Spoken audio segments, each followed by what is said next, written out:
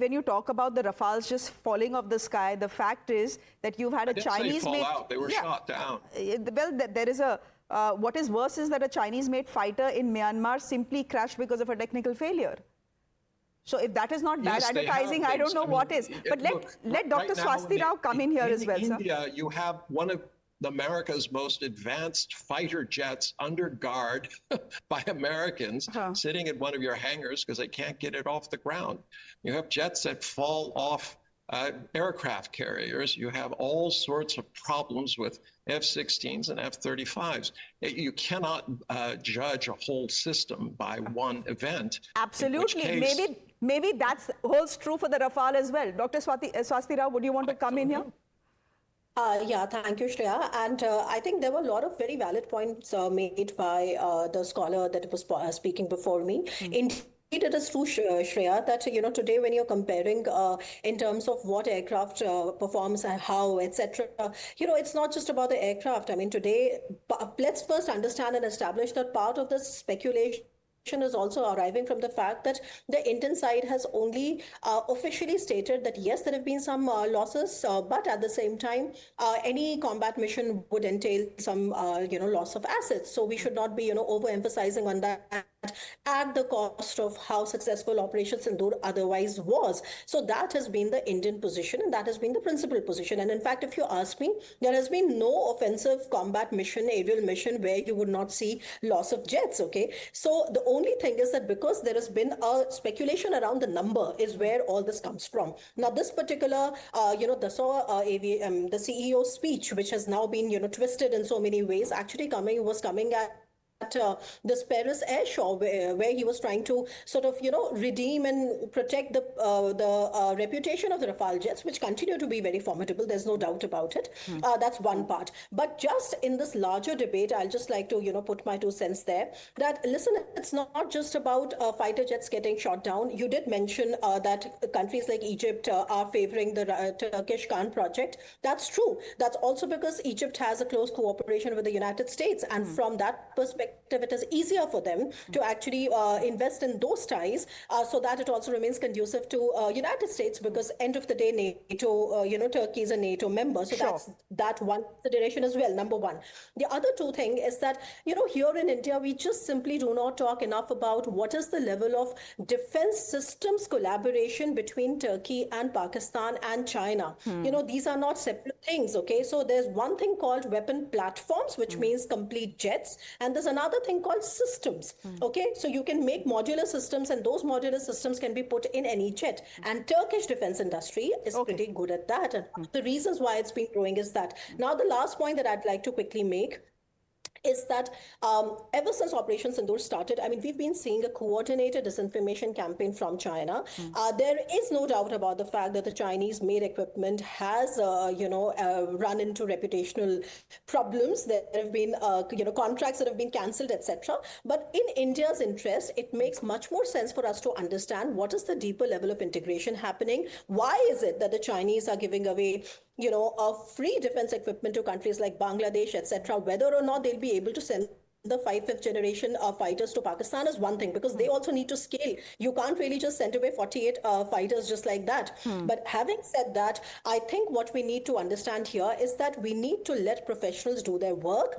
The second takeaway is that most of this discussion is happening in the realm of speculation, because we have to, as responsible citizens, wait for our Air Force to actually come up with numbers whenever they do. And until they come out with numbers, we will keep running into this, because disinformation will play out because it's disinformation.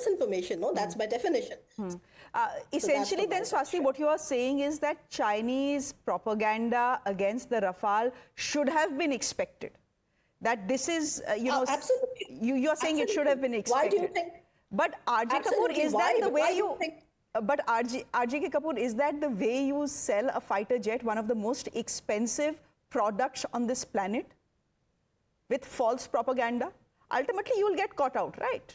So you have the French calling you out with their intelligence report, plus you have the Indians fact-checking you as well today.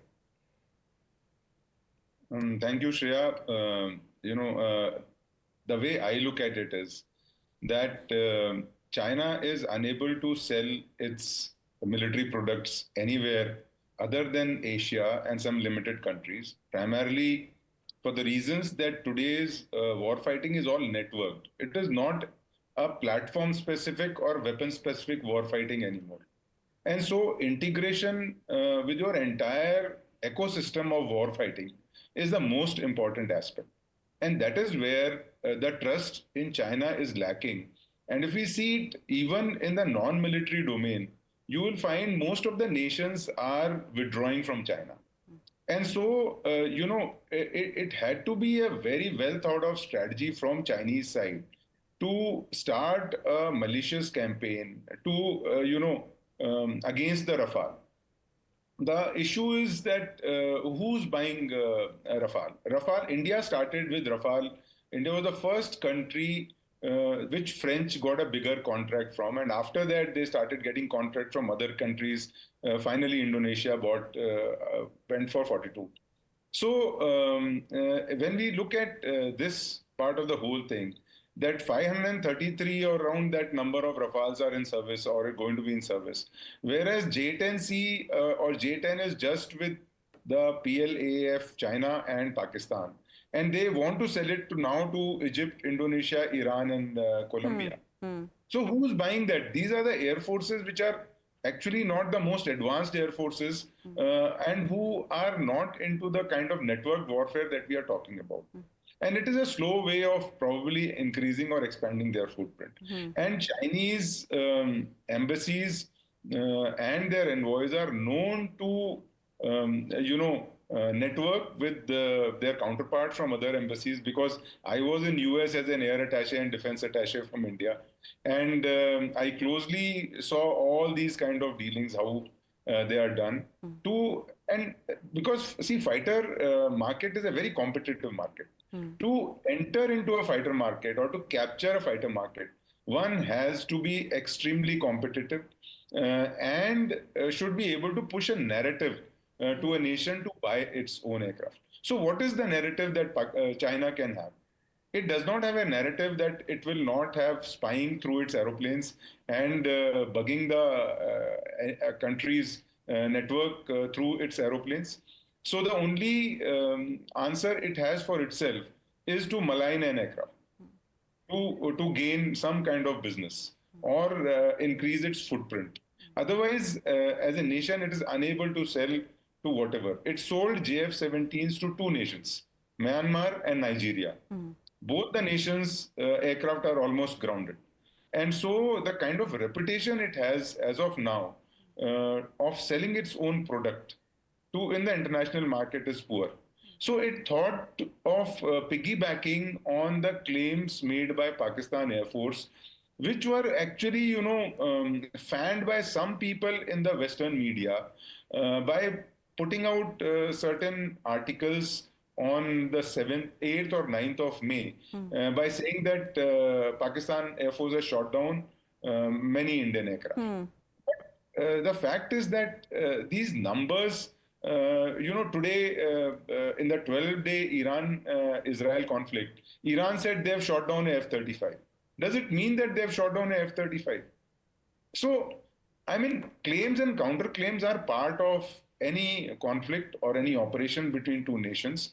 However, it is very important to understand the overall capability of an aeroplane and how it integrates into your whole air force. Okay, Mr. Tanjani.